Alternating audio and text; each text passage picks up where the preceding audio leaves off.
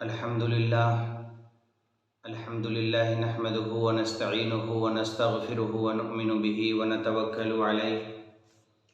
ونعوذ باللہ من شرور انفسنا ومن سیئات اعمالنا من يهده الله فلا مضل له ومن يضلله فلا هادي له ونشهد ان لا اله الا الله وحده لا شريك له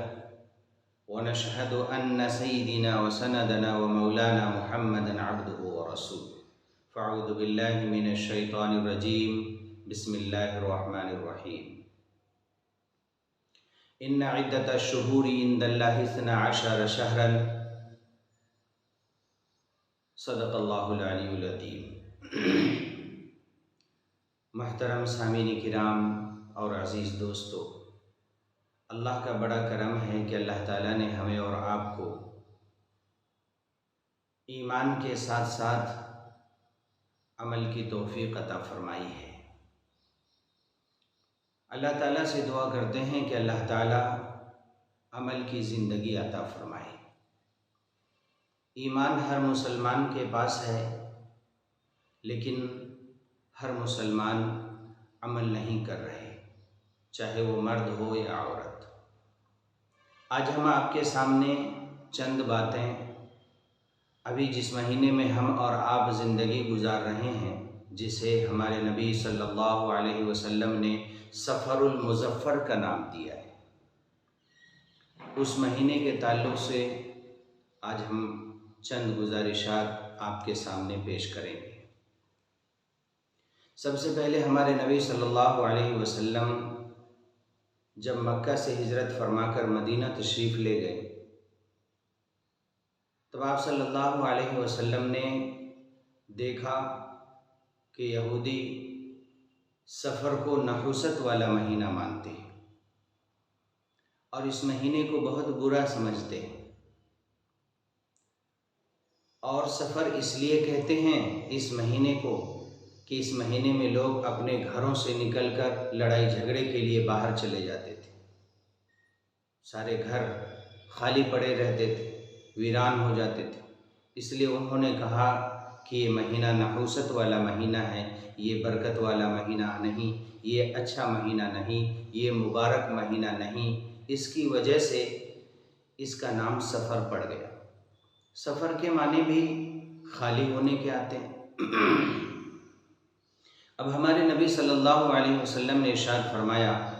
کہ ان تمام باتوں سے ہمارے مذہب اسلام کا کوئی تعلق نہیں ہے۔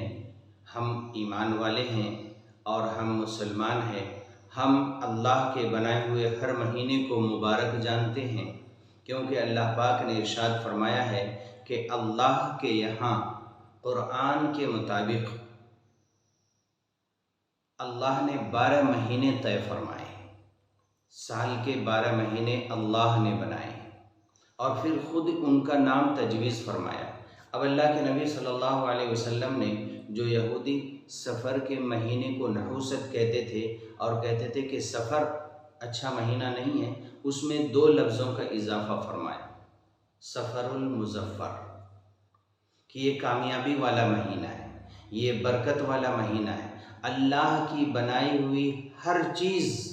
حکمت سے خالی نہیں ہے۔ اگر ہماری سمجھ میں نہیں آتا ہے تو یہ ہماری کم علمی کی بات ہے، لیکن اللہ تعالیٰ نے دنیا میں جتنی چیزیں بنائی ہیں، دن اور رات بنائی، صبح اور شام بنایا، مہینے اور سال بنائے، اللہ نے ہر چیز میں اپنی حکمت پوشیدہ رکھی۔ اب دوسری بات، یہودیوں نے اس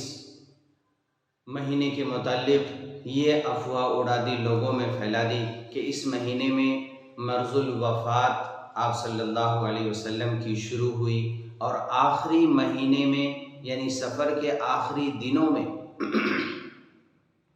آپ صلی اللہ علیہ وسلم بیمار ہوئے، اور بیماری آپ صلی اللہ علیہ وسلم کی اتنی زیادہ بڑھی کہ اگلے مہینے ربیع الاول میں آپ صلی اللہ علیہ وسلم کا انتقال ہو گیا۔ اس لیے یہ مہینہ نحوست والا مہینہ ہے، یہ مہینہ برکت والا مہینہ نہیں۔ اب جب علماء نے اس حدیث پر تحقیق فرمائی کہ آپ صلی اللہ علیہ وسلم کی بیماری کب سے شروع ہوئی، تو پتہ چلا کہ سفر کے آخری مہینے میں شروع ہوئی، سفر کے آخری دنوں میں شروع ہوئی،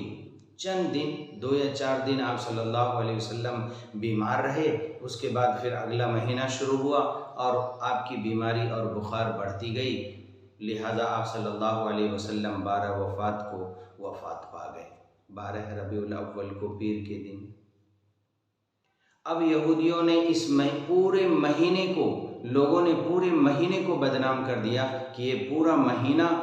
نحوست والا ہے، اس میں خود نبی صلی اللہ علیہ وسلم بیمار ہو گئے، اس میں کوئی اچھا کام نہیں کرنا چاہیے، یہ بے برکت والا مہینہ ہے۔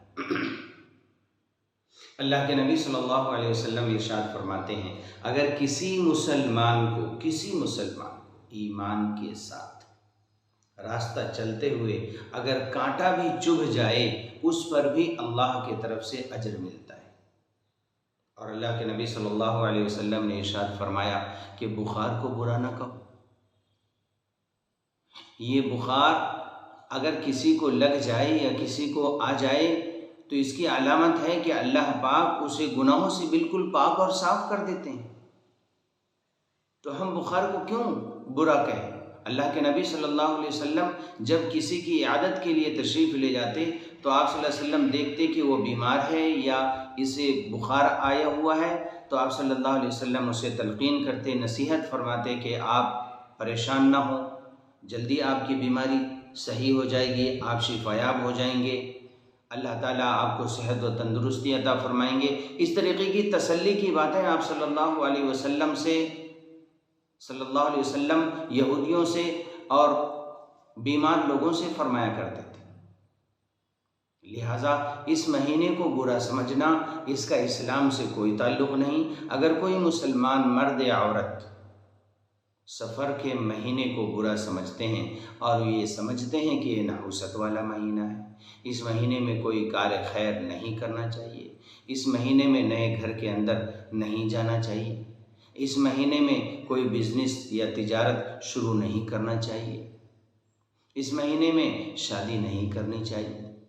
جن کی نئی شادیاں ہوئی ہیں وہ اس مہینے میں بہو اپنے ساس کے ساتھ نہ رہے، اپنے ساس کا منہ نہ دیکھے۔ عام لوگوں میں یہ بات پھیلی ہوئی ہے کہ یہ تیرے تیزی کا مہینہ ہے۔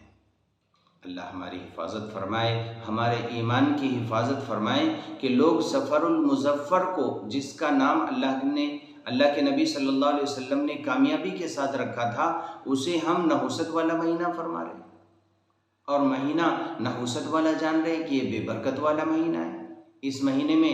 کوئی نیک کام نہیں کرنا چاہیے۔ یہ سب مسلمان کر رہے ہیں اور مسلمانوں میں بھی مردوں سے زیادہ عورتوں میں یہ بات پھیلی ہوئی ہے اور وہ اس سختی کے ساتھ ان باتوں پر عمل کرتی ہیں کہ یہ نحوست والا مہینہ ہے۔ یہ سب بدشگونی کی باتیں ہیں اور یہ سب بدفعالی کی باتیں ہیں۔ اللہ تعالیٰ ان سب سے ہم سب کی حفاظت فرمائے۔ اگر ایسی باتوں پر ہمارا ایمان ہے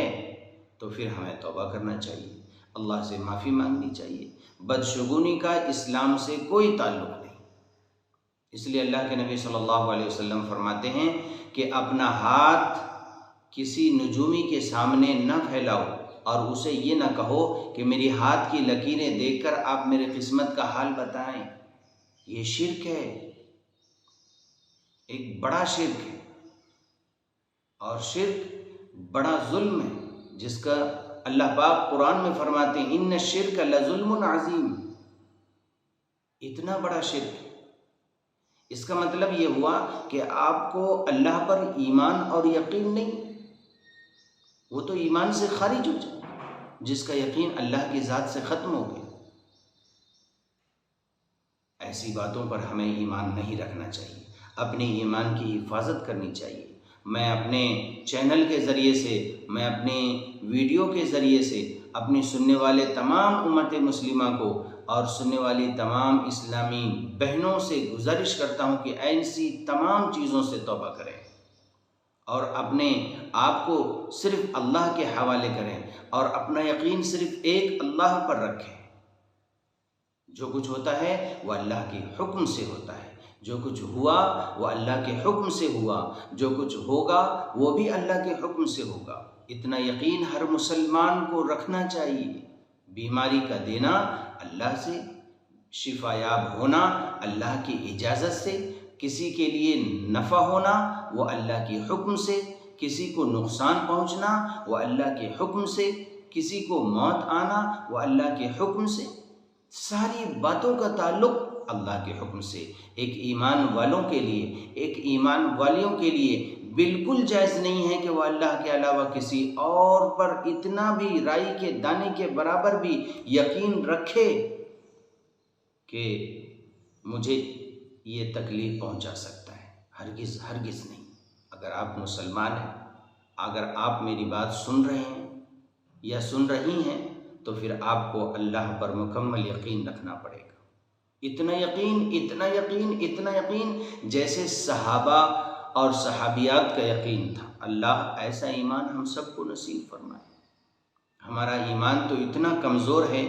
آج کل کے مسلمانوں کا اور مسلمان بہنوں کا برا نہ مانیں کہ اگر سامنے سے بلی گزر جائے تو ہم سوچتے ہیں کہ آج ہمارا کام خراب ہو جائے گا، جبکہ ہم فجر کی نماز نہیں پڑھتے تو یہ نہیں سمجھتے ہیں کہ ہماری دن کی شروعات ہی اللہ کے نافرمانی سے ہوئی ہے، آج کا سارا دن ہمارا خراب ہوگا، یہ خیال نہیں آتا۔ جو مسلمان اپنے دن کی شروعات اللہ کی نافرمانی سے کرے، فجر کی نماز کو اپنے بستر پر سو کر کے اس کا وقت گزار دے، اس سے بڑا زیادہ نافرمان اور نحوست کیا ہو سکتا ہے ہمارے لیے، آپ کے لیے، ایک مسلمان کے لیے، ایک ایمان والوں کے لیے، اور ایک صحت مند مرد اور عورت کے لیے اس سے بڑی نافرمانی کیا ہو سکتی ہے کہ وہ اللہ کی نافرمانی سے دن کی شروعات کر رہا ہے یا کر رہی ہے۔ محترم بزرگوں اور دوستو، اپنے ایمان کو بچائیے، ان تمام بدشگونیوں سے، بدفعالی سے اور بدشبہات سے، غلط شک و شبے سے اپنے ایمان کی حفاظت کیجیے اور اپنا دل کا تعلق ایک اللہ سے رکھیے۔ جو کچھ ہوتا ہے وہ اللہ کے حکم سے ہوتا ہے، کسی کے کہنے سے کچھ نہیں ہوتا۔ ہمارے سامنے سے 1000 بلیاں گزر جاؤ، ہمیں کچھ نقصان پہنچنے والا نہیں۔ ان تمام باتوں کا تعلق غیروں کے مذہب سے ہے، جسے ہم ہندو کہتے ہیں، جسے ہم کافر کہتے ہیں۔ میرے ایمان والے بھائیوں اور ایمان والے بہنوں، اپنے ایمان کی حفاظت کیجیے۔ ہم کیونکہ غیروں کے ماحول میں رہتے ہیں، غیروں کے ماحول میں ہمارا اٹھنا بیٹھنا ہوتا ہے، ان سے لین دین ہوتے ہیں، معاملات ہوتے ہیں، اس لیے دھیرے دھیرے ان کے طریقے ہمارے مذہب میں آ گئے اور ہم ان کو نیک سمجھ کر، اچھا سمجھ کر، ثواب کی نیت سمجھ کر کے کر رہے ہیں اور اسے برا نہیں سمجھتے ہیں۔ یہ بہت بری بات ہے۔